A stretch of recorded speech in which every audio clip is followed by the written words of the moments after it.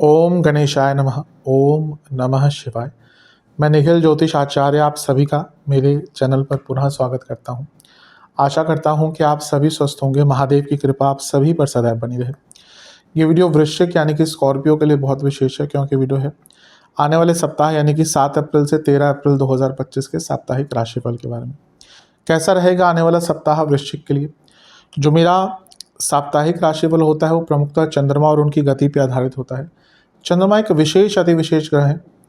सबसे पहले तो बहुत तेज गति है उनकी, मन के कारक हैं, और जिस भी भाव में जाते हैं ग्रहों के साथ संपर्क में आते हैं उनको एक्टिवेट कर देते हैं। इसी कारण से जो और उनकी गति के कारण जो बदलाव होते हैं पूरे हफ्ते में, तो हमारे डे टू डे एक्टिविटीज़ पर बहुत इम्पैक्ट उनका पड़ता है। और इसी को समझने के लिए और ज्योतिष के माध्यम से थोड़ी बहुत गाइडेंस प्राप्त करने के लिए कि क्या अच्छा हो सकता है, क्या बुरा हो सकता है, किन चीज़ों से बचा जा सके, कि जो साप्ताहिक राशिफल होता है ये अति विशेष होता है। यदि आपकी लग्न राशि या चंद्र राशि वृश्चिक है, दोनों ही गाइडेंस के लिए इस राशिफल को देख सकते हैं। जहाँ से आपको ज़्यादा सूट करता है, रिलेट करता है, वहाँ से इसको ऑब्जर्व कीजिए। व्यक्तिगत तौर पे मेरा मानना है कि लग्न राशि से देखेंगे तो अच्छा है। इनकेस नहीं पता आपको अपनी लग्न राशि, तो आप अपनी चंद्र राशि से भी इसको ऑब्जर्व कर सकते हैं। तो शुरू करते हैं इस अत्यंत महत्वपूर्ण साप्ताहिक राशिफल का वृश्चिक के लिए। चंद्रमा 7 तारीख को आपके नवम भाव में रहेंगे यानी कि भाग्य स्थान में, और 8 तारीख सुबह के 8 तक यहीं पर रहेंगे। चंद्रमा का भाग्य स्थान में आना अच्छा ही होता है। पहला तो वो अपने ही भाव में है, अपनी ही राशि में है, तो स्वराशि के चंद्रमा, भाग्य स्थान के स्वामी चंद्रमा भाग्य स्थान में, यानी कि भाग्य भरपूर साथ देगा। और इसके साथ वो मंगल के साथ भी बैठे हैं जो लग्नेश हैं। तो भाग्येश और लग्नेश लक्ष्मी स्थान में, भाग्य स्थान में, अपने आप में बहुत विशेष योग है। कुछ कार्य अपूर्ण रह रहे थे, कुछ कार्य बनते बनते बिगड़ रहे थे, उनको पूर्ण करने के लिए बहुत अच्छा समय है। ये लक्ष्मी योग भी बन जाता है, क्योंकि जो लग्न भाव होता है ना, वो लक्ष्मी स्थान भी है और वो केंद्र भाव भी है, बल्कि त्रिकोण और केंद्र दोनों में ही आता है जो लग्न भाव है। तो दोनों का मिलन, वो भी लक्ष्मी स्थान में, भरपूर धन की प्राप्ति दिखा रहा है। तो हफ्ते का जो शुरुआती भाग है अच्छा जाएगा। ईश्वर की आराधना से स्टार्ट कीजिएगा हफ्ते के शुरुआती भाग को। नवम भाव में बैठे हैं तो भाग्य का भरपूर साथ मिलेगा ही, लेकिन क्योंकि मंगल है नीच के, तो बॉसेस से थोड़ी सी कहासुनी हो सकती है और पिताजी से भी थोड़े से संबंध बिगड़ सकते हैं। इन चीज़ों का ध्यान दीजिएगा। किसी भी धार्मिक चीज़ का बिल्कुल भी उपहास ना उड़ाएं या व्यंग्यात्मक ना हो। वैसे कभी भी नहीं होना चाहिए, लेकिन इस टाइम पे ज़्यादा ध्यान दें। धर्म बहुत विशाल है, सनातन धर्म बहुत विशाल है, हमारे ग्रंथ बहुत विशाल है। आपको कुछ पता नहीं इसका मतलब ये नहीं कि वो है नहीं। मैं कभी कभी देखता हूँ कि कोई कुछ पद्धति हो रही होती है, लोग उस पर बोलते हैं क्या क्या हो रहा है। हमारे जो तंत्र शास्त्र हैं, सनातन धर्म के शास्त्र हैं, बहुत विशाल हैं। मैं इतने टाइम से हूँ, मुझे आज भी कई कई नई चीज़ें दिख जाती है, किसी किसी पद्धति में कुछ नया होता है। तो ये कहना कि वो गलत है, वो शायद आपको नहीं पता। इसलिए कभी भी धार्मिक चीज़ों पे कोई भी व्यंग्यात्मक चीज़ें या अपने पॉइंट ऑफ व्यू नहीं देना चाहिए अनटिल अनलेस आपको पता नहीं उसके बारे में। तो यहाँ पे उस चीज़ का बहुत ध्यान दीजिएगा। धर्म की जगहों पर दान कीजिएगा इस टाइम पे, और घर में कोई अनुष्ठान कराना है उसके लिए भी बहुत अच्छा टाइम है। बहुत सारे ग्रहों से त्रिकोण में है ना, तो माइंड बहुत चलेगा, माइंड बहुत ज़्यादा शार्प रहेगा आपके लिए, आइडियाज़ बहुत आएंगे। नवांश कुंडली बता रही है बहुत कुछ सीखने के लिए अच्छा टाइम है। दशांश कुंडली, कार्य क्षेत्र में अगर कुछ गड़बड़ चल रही थी उसको ठीक किया जा सकता है, लेकिन बॉसेस से प्रॉब्लम्स रहेंगी। बिजनेस में नई संभावनाएं खुलती हुई दिख रही हैं, अच्छा टाइम है। लव लाइफ ठीक है टाइम।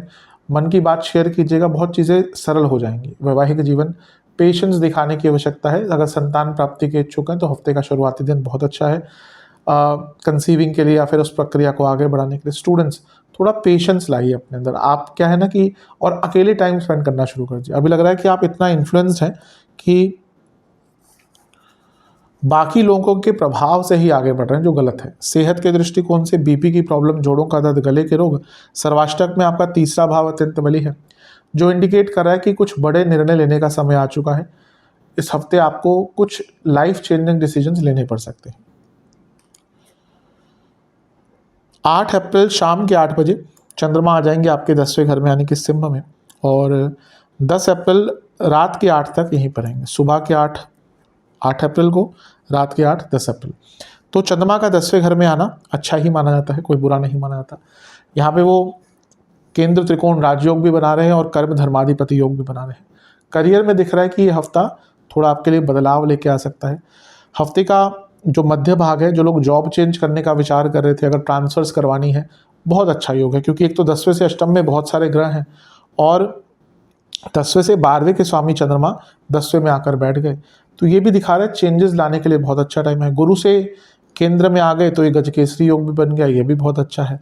और भाग्य स्थान के स्वामी कर्म भाव में बैठकर चौथे घर को देख रहे हैं। प्रॉपर्टी खरीदनी है, बेचनी है, स्पेशली खरीदने के लिए, कंस्ट्रक्शन कराने के लिए, वाहन खरीदने के लिए, घर के कुछ काम पूरे कराने के लिए, मरम्मत कराने के लिए ये टाइम बहुत अच्छा है। कई अधूरे कार्य जो आपके अपने घर से संबंधित छूट रहे थे उनको पूरा किया जा सकता है। तो हफ्ते का मध्य भाग भी आपके लिए अच्छा ही प्रभाव लेकर आ रहा है। ध्यान ये देना है कि चंद्रमा पाप कर्तरी योग में है, तो कार्य क्षेत्र में ना गुस्सा मत दिखाइएगा और निंदात्मक बिल्कुल मत होइएगा। और सबसे इम्पोर्टेंट चीज़ है, अपने काम से काम रखिए। यहाँ पे ना आपकी थोड़ी सी आदत हो जाएगी कि आप दूसरों की गलतियाँ निकालेंगे और वहीं दूसरी ओर आपसे भी गलती हो सकती है, तो उसका प्रभाव वो फिर एक बैटल से स्टार्ट हो जाएगी। तो हमेशा ये कहा जाता है कि थोड़ा सा ईगो कम ही रखें। जब आपका अच्छा टाइम आए ना, वो तब ईगो कोई बुरा प्रभाव नहीं देगा। वो प्रभाव जब आपका बुरा टाइम आएगा ना, फिर लोग बोलेंगे हाँ तब तो तुम बहुत बोल रहे थे, अब क्या हुआ। तो इसलिए हमेशा बहुत सरलतम और बहुत डाउन टू अर्थ अगर रहेंगे तो काफ़ी अच्छा रहेगा। और यहाँ पे जो ये समय है आपके लिए वही दर्शा रहा है। नवांश कुंडली बता रही है कि का जीवन में थोड़ी गाइडेंस की आवश्यकता दिख रही है। कोई भी आपके आसपास कोई गुरु हो या आपके कोई गुरु हो, गुरुतुल्य व्यक्ति हो, कोई बड़ा व्यक्ति हो जिसको आप जानते हैं, समझते हैं, पहचानते हैं, उनसे बातचीत कर कर थोड़ी गाइडेंस प्राप्त कीजिए। दशांश कुंडली कार्य क्षेत्र में बता रही है कि आपको व्यंग्यात्मक नहीं होना और किसी के काम में दखलंदाजी नहीं करनी, केवल फोकस अपने काम पे। बिजनेस में थोड़ा स्ट्रेस दिख रहा है, मे भी कार्य आपके विरुद्ध जाए, आपके हिसाब से ना जाए। लव लाइफ में बातें पूर्ण करने की बात की कोशिश कीजिए। एक दूसरे के साथ बैठकर जो भी टॉपिक्स डिस्कस करने हैं कीजिए। वैवाहिक जीवन कम बोलिए, बहुत कम बोलिए, वरना झगड़े ही होते रहेंगे। स्टूडेंट्स भ्रमित बहुत दिख रहे हैं, ऐसा लग रहा है कि एक क्लैरिटी ऑफ थॉट्स नहीं है और ये आगे चलकर बहुत तंग करने वाली है चीज़। जहाँ तक सेहत की बात है, कफ रोग, छाती के रोग और लोअर बॉडी में दर्द, लोअर बैक में दर्द, सर्वाष्टक में आपका तीसरा भाव बली है। अचानक से कुछ यात्रा के योग आपके स्पेशली प्रोफेशनल लाइफ में बन सकते हैं, पर्सनल लाइफ में भी बन सकते हैं। 10 अप्रैल शाम के 8 बजे चंद्रमा आ जाएंगे आपके तीसरे घर में, यानी कि कन्या में, और सप्ताह के अंत तक यहीं पर रहेंगे। चंद्रमा का ऑलमोस्ट अंत तक चंद्रमा का नवम भाव में आना, यानी कि 11वें घर में आना, यानी कि कन्या जो आपके लिए बना, वैसे अच्छा ही रहता है। भाग्य स्थान के स्वामी है, लाभ स्थान में है, तो भाग्य की वृद्धि होगी। गुरु की दृष्टि है जो धनेश भी है और पंचमेश भी है, तो धन के रूप में अच्छा है। केतु के साथ बैठे तो कोई पुराना धन वापस मिलेगा। अगर आप कोई लोन चाहते थे कि लोन अप्लाई करना नहीं मिल रहा था तो लोन मिल सकता है, ये बहुत अच्छा है। लेकिन यहाँ पर ग्रहण दोष लग गया, चंद्रमा केतु साथ में, और इतने सारे ग्रहों का प्रभाव, गुरु भी देख रहे हैं, इतने सारे ग्रह देख रहे हैं, शनि का प्रभाव तो विष दोष भी है। तो लालच, यहाँ पे ना लालच आपके अंदर बहुत आ जाएगा और उसके कारण ना कुछ ऐसा कदम उठा लेंगे जो आपको नहीं उठाना चाहिए। तो मैं ये कहूँगा कि लाभ यहाँ पे प्राप्त होगा, कई इच्छाएं पूरी होंगी, कई कार्य बनेंगे आपके, लेकिन आपको ना लालच से बचना है। यहाँ पे होगा भी कि बहुत सारे ऑफर्स, ये हो जाएगा, वो हो जाएगा, कहीं नए नए लोग आपके जीवन में आ सकते हैं, अचानक से कुछ लोग इन्फ्लुएंस करने की कोशिश कर देंगे। आपको इन्फ्लुएंस नहीं होना, आपको बहुत एकाग्रता, स्थिरता और मोह माया से थोड़ा सा अपने आप को दूर रखना है। केतु के साथ बैठे हैं, साधना कीजिएगा, अपने ऊपर कंट्रोल करने का मौका मिलेगा। नवांश कुंडली बता रही है कि जीवन को यहाँ पे सरल रखने की आवश्यकता है, कॉम्प्लेक्स नहीं करना। दशांश कुंडली कार्य क्षेत्र में बहुत कॉन्फ्लिक्ट्स हो सकते हैं, कम बोलिएगा। ये पूरा ही हफ्ता थोड़ा सा ना ये दिख रहा है कि काम तो ठीक है, आगे बढ़ेंगे आप, लेकिन ना कॉन्फ्लिक्ट, कुछ लोग जानबूझकर आपको तंग करेंगे और आपका भी नेचर ऐसा ही रहेगा कि आप लोगों से भिड़ेंगे। बिजनेस में आपको थोड़ा सा ना तुलनात्मक होना पड़ेगा, देखना पड़ेगा कि जो आपकी ही कैटेगरी के बिजनेस है जिन्होंने अच्छा किया है, क्या कारण है। थोड़ा सा रिसर्च, थोड़ा सा कंपैरिजन अगर करेंगे तो कोई बुरी बात नहीं है। लव लाइफ बहुत अच्छा टाइम नहीं कहूँगा, कभी कभी ना रिलेशनशिप बर्डन सा लगने लग जाता है, क्यों हूँ मैं इस व्यक्ति के साथ, और ये टाइम वैसा ही रहेगा। ठीक है, ऐसे में ना इस समय को बीत जाने देना चाहिए।